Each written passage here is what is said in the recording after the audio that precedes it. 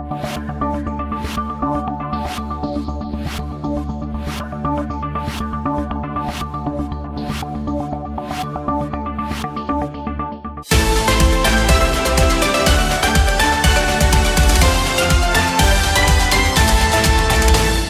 there, everybody. Jay Ruane here. Welcome to another edition, the Thursday, June 18th version of Maximum Growth Live. I'm happy to be back with you.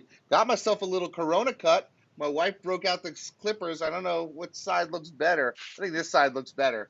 Uh, you know, kind of new to us, still living this new normal. But I had to get the hair just was just too much. So that was my exciting news for the week. My Corona cut worked. Seth, how are you doing this week?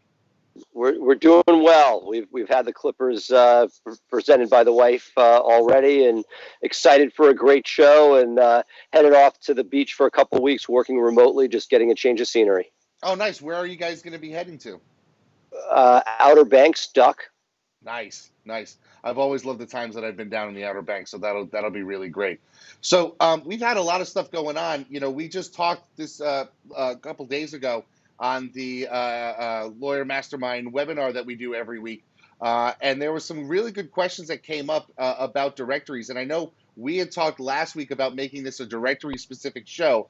So in our talking offside, I wanted to let all the people know out there, we're not bringing on a guest, a special guest this week. We're going to really focus all about directories and talk about them, talk about the value to your practice, how they can really help your practice grow from a digital footprint. And I think that's going to be something that's going to take up a lot of time. And of course, we're going to have Nalini with us as we get into it, because I think it's important to bring somebody who's got that level of detailed knowledge to it. Seth, tell me, when you started out practicing law and really starting to build your digital footprint, the landscape was totally different. We're talking 20 years ago. And back then, directories were just sort of starting out. Now it seems that directories are really sort of an established player in the digital landscape. So why don't you tell everybody here, so that we all have the same sort of base knowledge of what a directory is. Tell them that. Explain what a directory is so that they can understand it, and we move forward without sort of having a simple framework for understanding the context of our conversation today. Absolutely. This whole conversation is almost sentimental, because I started the firm building. We got a website, great, but in order to get it found, I knew that I needed to do something, and directories were free. Many of them still are, where I would Google legal directory and find dozens of places to list our firm name. Now, what are the benefits? So these are not your own website, but a third-party website. Many of us know the big name ones that didn't even exist when we started, like Avo, and then FindLaw, and all sorts of name directories, Justia. And one of the things that's significant, those are the big name ones, but there's a gazillion directories. Some are not just exclusively legal. Some have a section about law. Some don't have a section at all, but they're for businesses in your area. And there are a lot of benefits for getting your firm listed in directories. From an SEO point of view, which was what I started with and is still the epicenter of what I do for Price Benowitz, and now what we do at Blue Shark with Nalini and the team there, is one of the advantages is that, assuming that it's not sort of a spammy directory, assuming it's one that passes what we call the laugh test, that it's a legitimate place to get a link from, that if you can get yourself in the directory, a link follows back to you. Now, understand that some of the paid directories, which is not necessarily allowed, like FindLaw, only give you the link if you're paying them sums of money. But there are a gazillion directories out there. Nalini in a little bit is going to talk about some of the third-party services that can do a bunch of those directory citations for you, so that what I did by myself, sitting at my desk, typing Price Benowitz address, phone number, website over and over again, there are now groups that will pre-populate dozens, if not hundreds, of different directories. Most of those are focused on local trying to get your Google My Business to show by getting NAP consistency, your name, address, and phone number, having that consistent with directories around the country or the world, all showing Google, just like you want links pointing back to you, having your name, address, and phone number in directories crawled by Google shows that you are in places that are trustworthy, and that building up a large number of those can help it be authoritative and is that extra component that is needed besides general SEO, which is content and links, to put yourself into that 3-pack. So really, it's like if we go back and take some of the analogy of when there were 4 phone books going on, the salesman would say, "Well, you want to be in all 4 phone books, right? You want to have your place everywhere." That's what these directories have now basically supplanted, right? Does that say make sense? Well, yes, and I would put them in different categories. There are A directories, and we'll talk about this, that might actually get you cases. And then there are B directories that you're never getting a case from. Could you? Yeah, you could. Lightning could also strike you. But the idea being that it is an authoritative link to you, and it is a NAP, a name, address, and phone number that helps with your citation. It is a citation that basically helps Google see where you are and what you do. And so I think that it's very important when you think about it, you want to be able to get the large number of directories to be able to show Google where you are and who you are and what you do consistently. But then there are these sort of A directories that are both important because they have huge domain authority, but also they could be potentially an opportunity to get cases. Now, most of them have figured out, hey, if you really want to get cases in any meaningful number, you need to pay. But for people in smaller markets or doing an odd area of law, you can still get free traffic and free cases if you put yourself in some of the higher level directories that are shown. And as you know, when you do a Google search for whatever term you are looking for, particularly in the B2B space, B2C space, that not only is it hard to rank top, but these directories are now taking up spots. So we have ads, we have 3-pack. Now we have 2, 3, 4 directories that you're fighting with. And so the question is, are you going to join them and have a position there, or do you want to spend your resources fighting to get on top of them? And my answer is both. Figure out what is cost effective. Is there something, and it's harder and harder. We've talked about this a lot, Jay, where we've seen directories that used to be performing great, like Avo, have had a lot of trouble with the recent algorithm updates and the sale of their company. And then you have others that are doing well, like super lawyers, but at the same time, the cost to be included, particularly at the top, is extremely high. And you got to figure out each time, do I want to spend my money there, where I will get some leads, presumably, or do I want to take that money and invest it in my own site because you have limited resources, and how do you want to allocate that money? Yeah, that's certainly something that I think becomes an issue because, at the end of the day, if you have $1,000 or $10,000 that you're going to put into it, buying the directory listing is great, but people have to go through multiple clicks to get to that directory listing and find you. And usually on those directories, you may be ranked with other lawyers that are competing with you. Whereas if you're putting Well, into your own, right, no, putting no, it, exactly. But I think that the one thing that is so powerful, I'm going to give a positive for directories, which is you're not making a lot of clicks. That when those directories come up, they're not bringing you to justia.com. They're bringing you to criminal lawyers in your area of Connecticut. They're that savvy. So it's there. The question is that, where you want to put your resources? And look, for somebody like yourself that already has a dominant position SEO wise and understands paid search, the answer is why not, and measure it. But I got to tell you that just like lead gen, which is where you basically give people money and you get X number of leads for X amount of money, these directories, are expensive. There are no guarantees. You're locked into contracts. So when Corona hit, and if you're locked into a contract, you're paying month after month, and there's nothing coming. So, if traffic is down, they're still getting their money.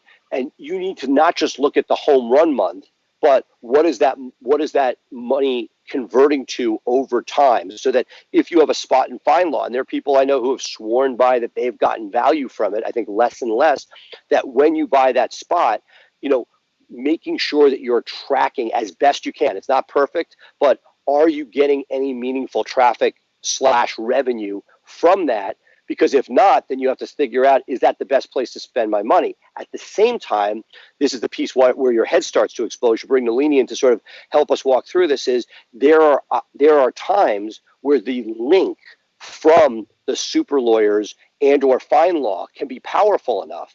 And this is where the sort of buying decision comes in. Sometimes there's an opportunity just to buy a cleaned up or premier profile that may not put you at the very top, but at least gets you listed with a follow link. And figuring out, when do you want to spend money for the link juice for your own site's SEO, and when do you want to really go all in and be one of 3 or 6 rotating top spots, hoping that enough traffic comes through, sees you, and converts.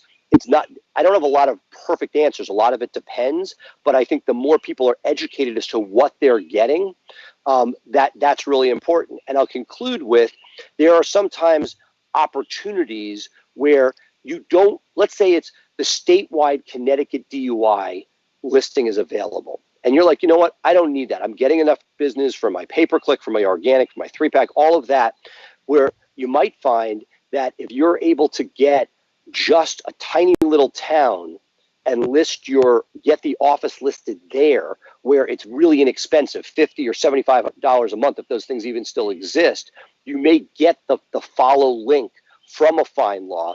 And even though you know that New Canaan, Connecticut DUI lawyer is not going to get you meaningful traffic in the next 10 years, but that you're able to get the link for less because you really just want the link juice, versus if you're saying, hey, I've expanded, I have some young attorneys, I want to really ramp up my marketing and get more meaningful traffic. That's where a statewide deal might make sense with the super lawyers or otherwise, but those could be $500 to $1,000 or more per month with no guarantee of what you're getting. And it's a tough decision to be made.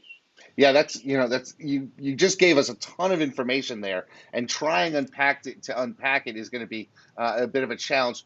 What I'd love to do now is add Nalini to the call. I do have a question for you, because you added something there, and I think Nalini might be in a good position to explain it to us. So let's bring Nalini in right now. Just give me a second here to call up her picture. Hey, there we go. And we're here with Nalini. Hey, Nalini, how are you doing this week? Good, good. Was on mute there for a second. Okay, good. How's it going? Good. So listen, Seth just said something, and I think we need to take a step back, and maybe you can help us explain that. Twice in his diatribe that we just went through, he talked about a follow link. And I don't know if everybody understands what a follow link is or a no follow link. So can you explain that to me like I'm a kindergartner, so I understand it? Because I think that's something that everybody needs to understand if we're going to start talking about directories. So what is a follow link? What's a no follow link? And why do those things matter? Yeah, absolutely. So when you get a link or an endorsement from another website, that website has the choice of saying, hey, I want Google to read this link from my site as me giving endorsements to this other site. And by having it be a follow link, by me putting my coding in the back end to say, this is a follow link to Price Benowitz, I'm giving all this extra juice from my site to your site, right? If I am a huge corporation, and this is where this really came from with this follow and no follow, let's say I'm Washington Post, and I don't want people to call me nonstop asking for them or asking me to put their, a link to their site, to their organization, to their company on my website, I'm going to make it just a policy that I'm not going to give any follow links from my site, right? Just so that I'm not going to get all this spam coming at me. So it was back in the day just a choice that some organizations made so that they wouldn't get all that spam coming to them. Like Wikipedia. Yeah. Yep, exactly. And they also made themselves seem like these really authoritative, awesome websites because they weren't out there selling themselves. They weren't selling their juice to other people through backlinks, right?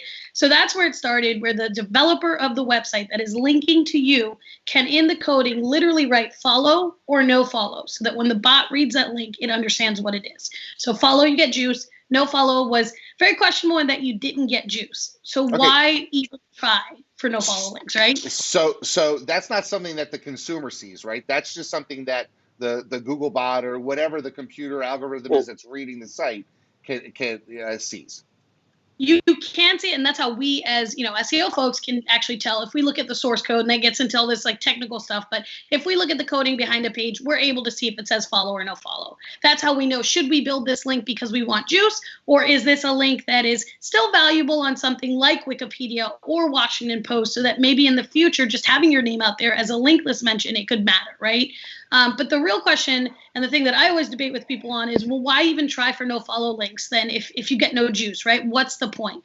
And one, it's still name recognition out there. And I think for the future, if we see that link list mentions become a thing, meaning it's not actually hyperlinked, but the Google bot is sophisticated enough to see your brand and say, oh, this site is endorsing your brand, then that's a good reason to put it on a no follow website, right? A second is, if you put a good enough piece of content out there, let's say that you were writing a guest post and you put it on a site and it is no follow, but that piece is so good that other people want to share it, they may take that information, put it on their profiles or their mom blogs, and then it becomes follow, because in their coding on their site, they're not making that tag say no follow, right? So it's kind of like putting information out there is still valuable because it can get picked up.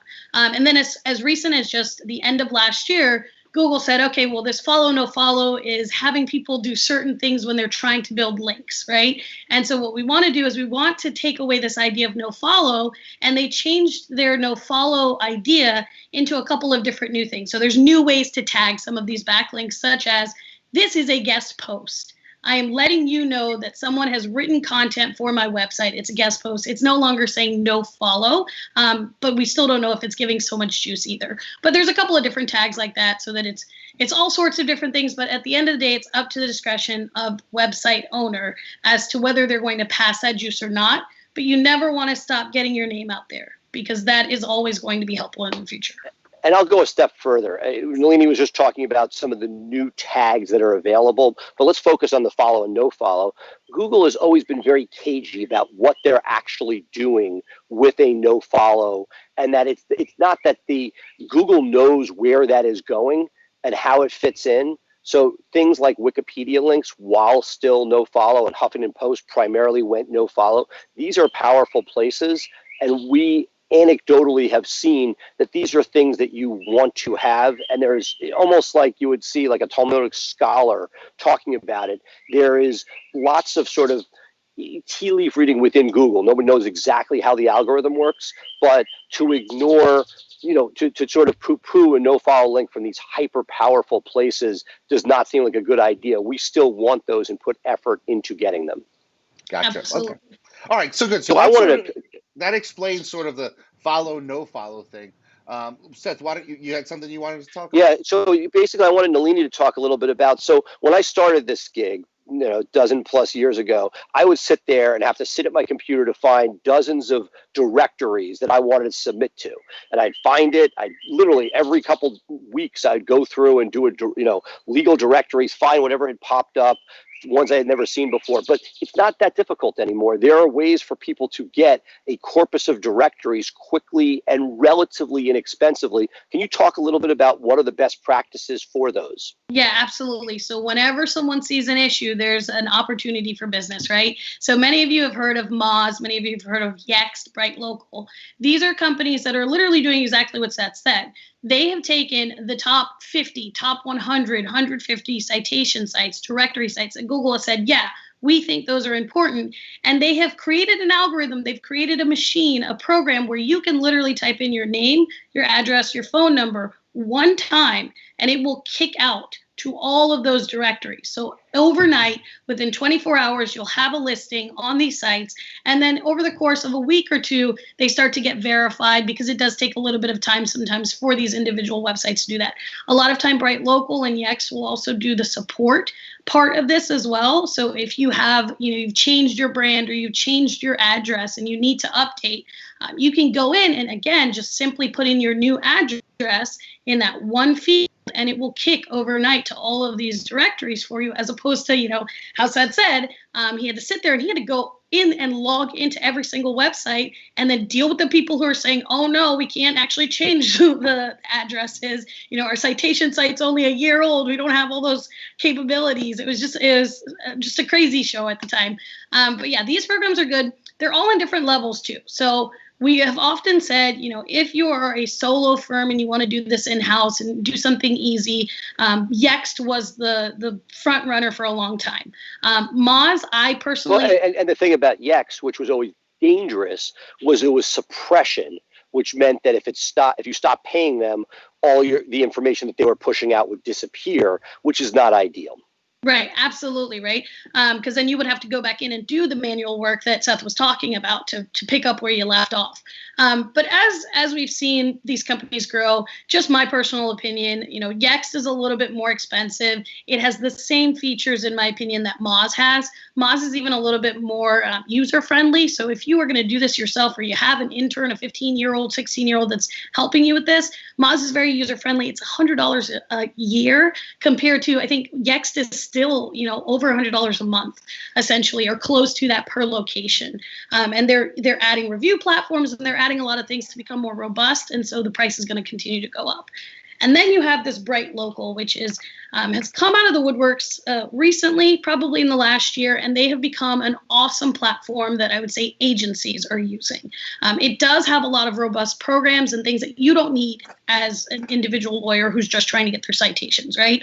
The deeper things that you can use there is we can actually reverse engineer your competitors and see all of the directories they're on side by side so that we can go and build those for you. But those are not things that you're necessarily going to sit there and do once a week, right? You just need to have your things correct, the citations consistent, and you can do that with Moz. But there's also one thing that that's important to note, which is those services are great for the masses, but for the VIP ones, like Yelp, or not that it's Foursquare used to be a big deal. When you see those, there are a number, like top 10, which you have to go back by hand, and don't forget to do that, because they're doing the 90% that are second tier, but the top ones, they push to it. But generally, you have to go yourself, even when using those groups, and log in by hand to the top directories that don't allow them just to push up, where the lesser directories, very often there's an API that they've created that goes directly in and allows them to adjust those listings. The top ones don't have that same relationship with them for the most part. And even with that, talking about that, you get the name, the address, the phone number that's going to go directly in with the API. But what about your photo? What about, additional categories? What about all these extra fields that you have the opportunity to fill in on these directory listings that are not done by Moz or Yext, right? And a really cool bonus thing here is, I think Seth mentioned that you want this link from the directory listing, but in some of these sites, there's actually a separate section where you can put another link. So you can say, here's my home page, because that's what has to go in the website field. But in the About Me section, you can say, I handle car accident I don't handle car accident lawyers, car accident cases, and you can link to that, right? And you can do any kind of thing that is your bread and butter cases. So I kind of like that idea that you actually go back and look at some of those more important tier 1 directories. And that's kind of where Seth has this distinction too. Here's all these directories that you need, but here are the ones that are extra special and or have paid components, right? So that's a whole nother side of citations. And, there's the paid part of them, but there's also, something like a Yelp, unless there's a paid player in your space, if you curate your reviews and build it out and make it look good, there are definitely people that make money, particularly people who don't want to invest in the paid directory. You can get meaningful traffic off of these more substantial tier 1 directories. Some are impossible, like a FindLaw. I just don't see that happening without paying.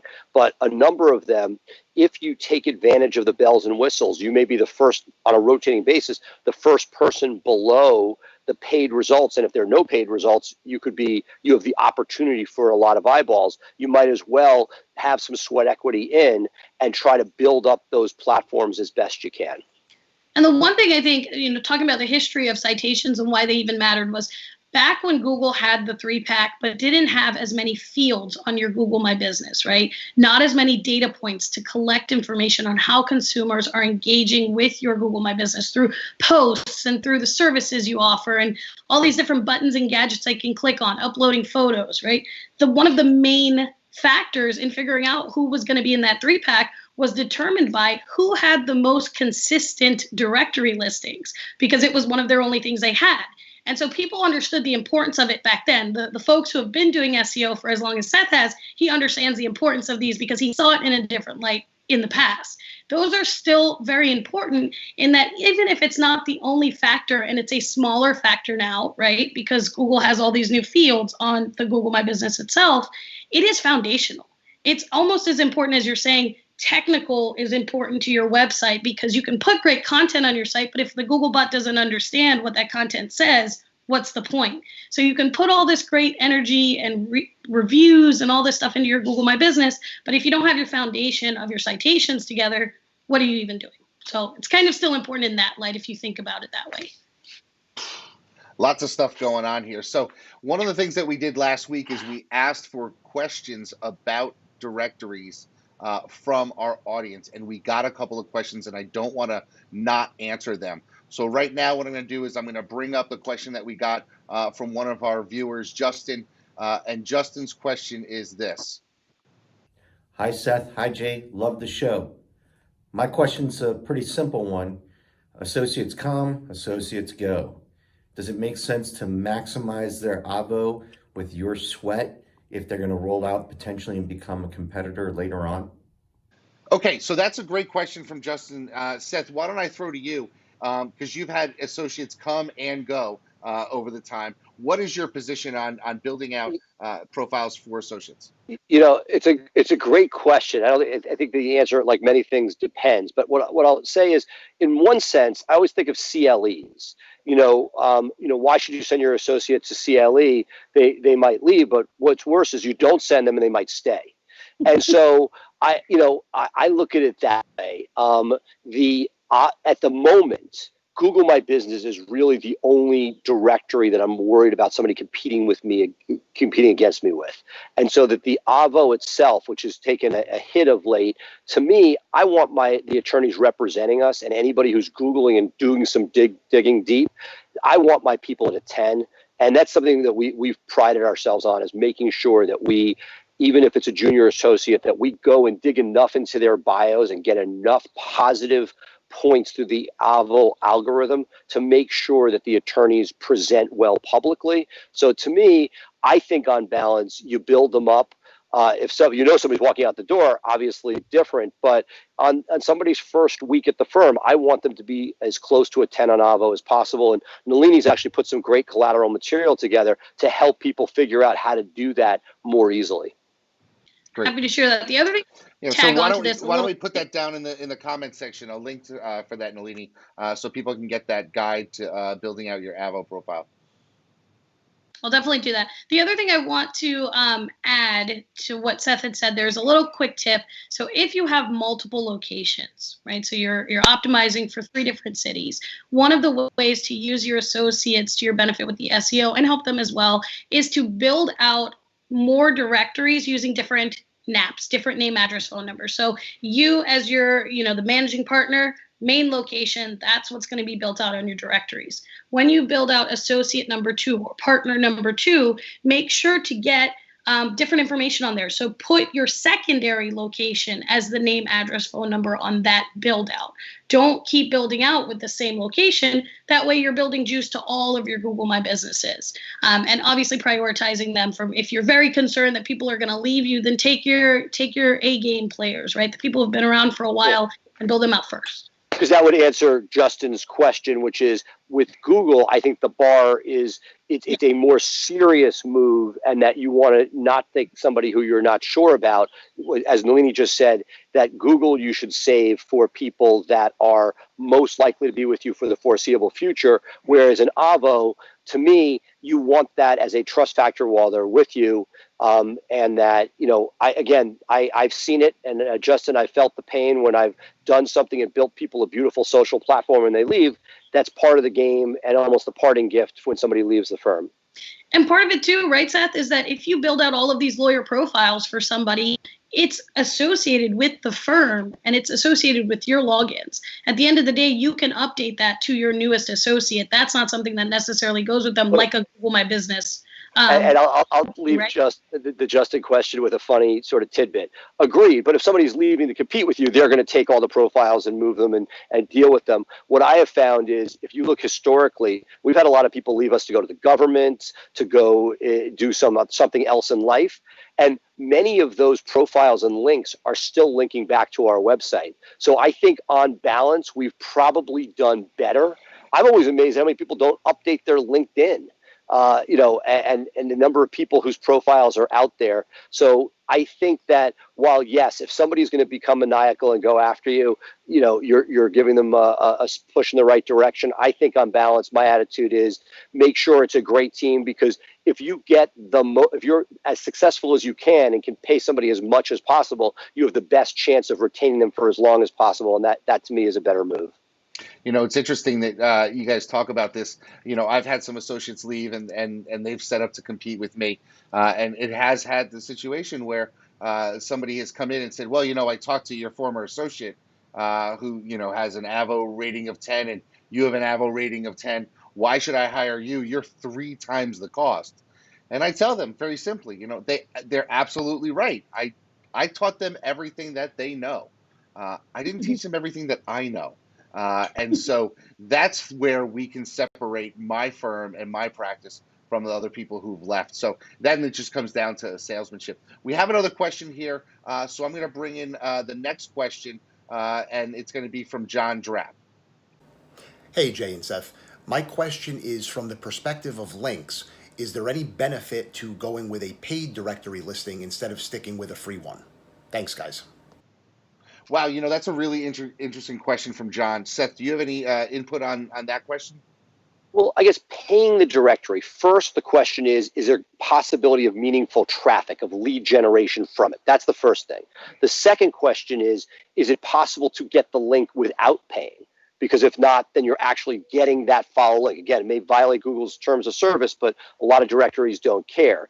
The third point is, where is the placement on the page? There are some directories that will have a couple hundred different profiles on a page. And if you pay, or if you have some sort of partnership with that organization, you'll be higher up. And that is a debated point within SEOs, whether having one of the top couple of links on a page is significantly better than just being on the page. Nalini, what are your thoughts on that? Yes, absolutely. So there is such a thing as and this has been, like you said, it's back and forth. There's no right or wrong answer. But not only where the placement of the link is on the page. So we say if it's higher on the page, then the bot is reading your link first and foremost, and you're going to get more juice. But there's also this idea of how many links are on that page. If you have 40 links coming from one page, that page gets a little diluted and it starts to be someone who's endorsing everybody, right? Not just a couple of people. So that both of those kind of tie in together. And I think you're absolutely right that a lot of people do still, and I haven't really looked at the research myself or seen people's research that is convincing enough to me to say that, having your link at the bottom of a page versus the top of a page gives it more juice or less juice. But I've definitely heard that, and it makes sense. Common sense. Right. And the final component why somebody would pay, and we talked about this, whether it's a Yelp or an Avo, paying something usually around $50 a month for a listing will very often not get you, you're already getting a link, let's say, but it'll clear away your competitors, give you a more robust profile. And I think that's where it's a combination of lead gen, although it's kind of hard. So it's not that much money, but are you really going to get anything if you're not at the top? But figuring out, for example, with an Avo, some people use that as a touch point. So they may find you in one other place and then look to see your Avo profile. And that's one where it's a defensive payment, where you want to try to make sure that if somebody likes you, and they're checking you out, that you have the most impressive profile as a trust point. And that's where that lower dollar may pay off on a limited basis to clean some of that up. Great.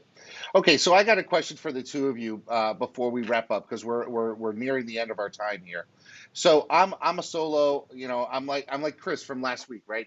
I just sort of opened my shingle. Resources are limited, and I have a couple of different ways to go. Number one, I could go with a service like Moz or Yext, so that's one thing. Second thing I could do is I could build them all myself. And just sit down on a Saturday afternoon with with a with a nice tall glass of cold milk and fill all those things out. There are companies like White Spark, I'm sure that you're aware of, that Yeah. can actually manually build things for you. There's the option of having a virtual assistant do it. You could go on to a company like Yext and see the services, the directories that they will sync you with, and then have somebody manually do it. What do you think is the best act and the best use of money? Depending on where you are in your practice. I mean, I, say you're I, brand new right. solo. What do you do? Say if you've been out for a couple of years, you're making a little money, and you want to get more robust. What do you do in that situation? Because we have a wide variety of people in our audience, and I think giving them some guidance might help. Right. I think the first thing you do is, assuming you do it yourself, is grab a Moz, get whatever you can afford. That is just such a valuable piece, and that the time could be better spent. In fact, use the time that you would have spent building nonsense directories that those ones will help get you to focus on those top 10, whether you do it yourself or with a VA, whatever you can get to where somebody meaningfully is going to do it. But to me, those groups are great first steps. I know there was a long time where I said, for us as high-end SEOs, I always wanted to we want to do it ourselves. And we started building out staff. And what I found was these third-party services, and pick which one you feel is right at your price point, give you such an amazing place to start that not to do it is just a missed opportunity. The resources could be used elsewhere. If you have a virtual assistant, once you've done that and you've built out your VIP ones and you have all the ones that third party group is going to get for you, having somebody go back and tweak and add photos and do those things, great. That's part B. But the bang for the buck using one of those different organizations off the bat is tremendous on so many different levels. I can't think of a better way to start if you have limited resources. Awesome. And Nalini, I'm assuming you concur? yeah, I concur. I would add one thing too. We talked a lot about how important it is for your citation to be consistent. The name, address, and phone number should match exactly. But there's also, if you are not brand new, you mentioned different, walks of life in terms of how long you've had your practice while you're watching this. If you have had addresses in the past and you have moved or you have rebranded, then there's always the opportunity for you to have duplicate profiles out there. And that causes a lot of confusion for Google. So if you're building these out by hand, for whatever reason, you don't have the resources to pull the trigger on one of these programs, then I would first always make sure that listing doesn't exist already and make sure you're updating it instead of creating a second one. It will cause confusion. Secondly, just like Seth said, lots of sites out there that will have the top 50 directories for you, and I'll actually share one of those for you guys. Right, and I would say Nalini can share with people a bunch of different choices. My feeling is, if you are going to be spending any resources, one of these should be done. I'll be that blunt. If you're not doing that, then just, you should just assume it's a referral practice and you hope people have the phone number. But even there, you want people to be able to find you most easily. But I feel like it is such good value for what you're getting that I'm usually don't want to spend people's money for them. I'll spend their money for them. Do it. Absolutely. Well, that's a great takeaway from this. When at the end of the day, get a directory service in place, whether you use White Spark to manually create it, whether you got a VA that's doing it, whether it's Moz or Yext, depending on your budget. I'll be honest, I've been a Yext customer for years, and I'm actually looking to take over and do it in-house because as my marketing team has grown, I think it's something that we can control as necessary, and I can repurpose that money. I think I'm spending about $10,000 a year with Yext among all of my profiles. Yeah, we had a life moment like that. Yeah. And there are benefits to Yext, and Yext did some good, but there's also some questions about how the suppression works and how are those profiles being viewed by Google. And I think that it was one of those life moments where we looked at the bill and we realized we could allocate those resources much more efficiently. It can be right for some people, but as we scaled, that was not the best answer for many of our clients. Yeah, I think that's one of the challenging questions I have, especially now in Corona time, is the proper allocation of your resources. So I think that's gonna be a good place to sort of end for this week because we are already over time, and we don't want to bore people too much as we get into the weeds on directories for sure. Any final words, Nalini? Do you have something you want to add as we end this week? No, I've given you that Avo one pager, how to get to a 10.0. I'm going to put that the top 50 business directories according to Bright Local in the bottom. And then I'm also going to give you a new program the Bright Local came out with where you put in your name, address, and phone number, and it will actually scan all your citations and tell you how you're doing, what can be that's fixed and all that. fantastic. Yeah, that's an excellent tool. Do it. Yeah. That's excellent, excellent, excellent, excellent. So, all right, well, so with that, I think we should sign off now. For myself, for Nalini, as well as for Seth, I want to say thank you for tuning in for this edition of Maximum Growth Live. We are live every Thursday, 3 p.m. Eastern, here in our Facebook page. And so for us, we will say goodbye, and we'll see y'all next week. Have a great week, and we hope you have a very profitable one. Bye for now, everybody. Thank you. Bye. Bye.